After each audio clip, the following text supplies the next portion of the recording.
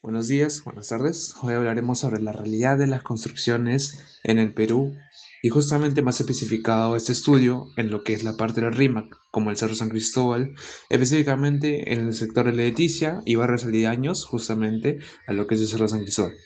Esta zona es un claro ejemplo de cómo la expansión urbana informal puede convertirse en un problema de seguridad cuando las viviendas se construyen sin planificación ni supervisión técnica. Al recorrer los sectores es fácil observar viviendas levantadas sobre laderas empinadas, muchas de ellas construidas directamente sobre cortes del cerro o sobre rellenos improvisados. En numerosos casos las casas han sido ampliadas poco a poco. Esto quiere decir que se han agregado nuevos pisos sin un diseño estructural previo y sin considerar la cimentación original, que pueda soportar ese peso adicional.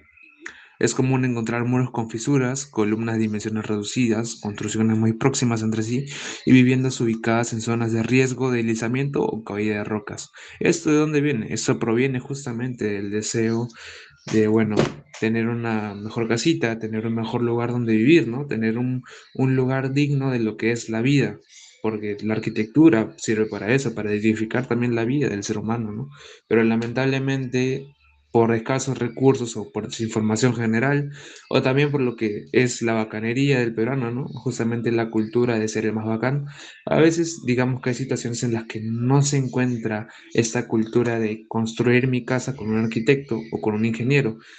¿Eso qué representa? Representa un riesgo importante, especialmente porque Lima se encuentra en una zona altamente sísmica.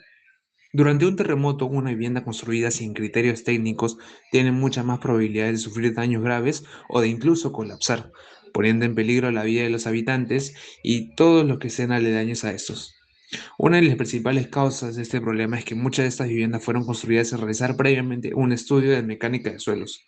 El Cerro San Cristóbal presenta un terreno bastante complejo debido a sus fuertes pendientes y a la presencia de roca, arena, grava y depósitos de material poco consolidado. Además, existen sectores donde el terreno ha sido modificado mediante rellenos realizados justamente por los propios pobladores, lo que hace que este suelo no tenga una capacidad uniforme para soportar cargas.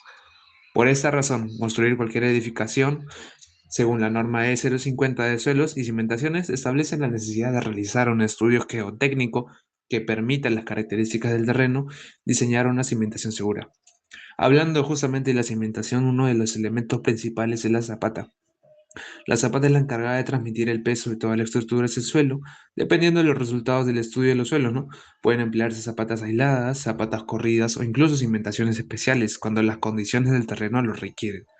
Sin embargo, en muchas de estas viviendas del Cerro San Cristóbal, las zapatas son demasiado pequeñas, fueron construidas sin criterios técnicos o incluso son inexistentes, lo que aumenta considerablemente el riesgo de mortalidad.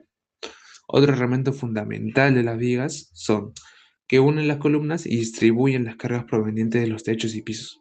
Además, proporcionan rigidez a toda la estructura, permitiendo que la vivienda responda de una mejor manera frente a un sismo.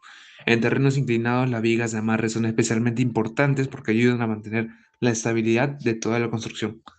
Las columnas también desarrollan un papel esencial ya que reciben las cargas y las vigas las transmiten hacia las zapatas.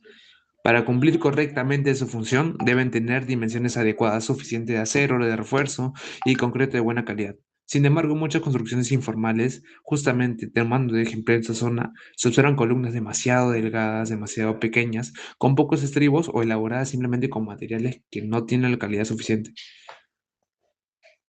Como ejemplo de una estructura diseñada con criterios de ingeniería, podemos mencionar la Casa del Fierro del Perú, que está ubicada en Iquitos. Esta construcción levantada a finales del siglo 19 y tradicionalmente atribuida a Gustave Eiffel, justamente la persona que hizo o diseñó la Torre de París, la Torre Eiffel, la famosa Torre de París, fue fabricada con piezas metálicas prefabricadas y posteriormente ensamblada en el país.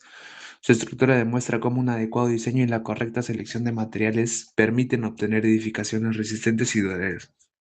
En cuanto a la alternativa, el Perú cuenta con el Reglamento Nacional de Edificaciones, el cual establece los requisitos para diseñar estructuralmente y los estudios del suelo y la construcción sismo resistente, mediante las normas como la E030, E050 mencionada anteriormente y la E060. Si la comparamos con la normativa venezolana, justamente hablando de esta tragedia que ha pasado últimamente en Venezuela, Encontramos varias similitudes, ya que ambos países exigen estudios geotécnicos y diseños preparados para resistir sismos. La principal diferencia es que en el Perú reúne estas normas dentro del Reglamento Nacional de Edificaciones, mientras que en Venezuela utiliza principalmente las normas COVENIN para regular sus estructuras.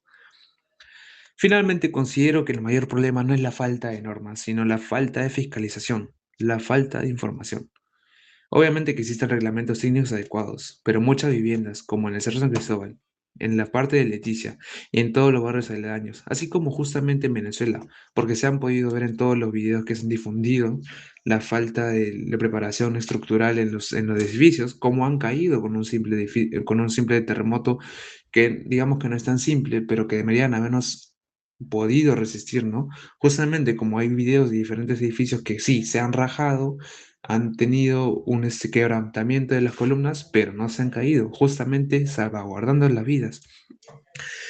Lo que pasa es que se continúan construyendo sin licencias, sin estudio de suelo y sin supervisión profesional.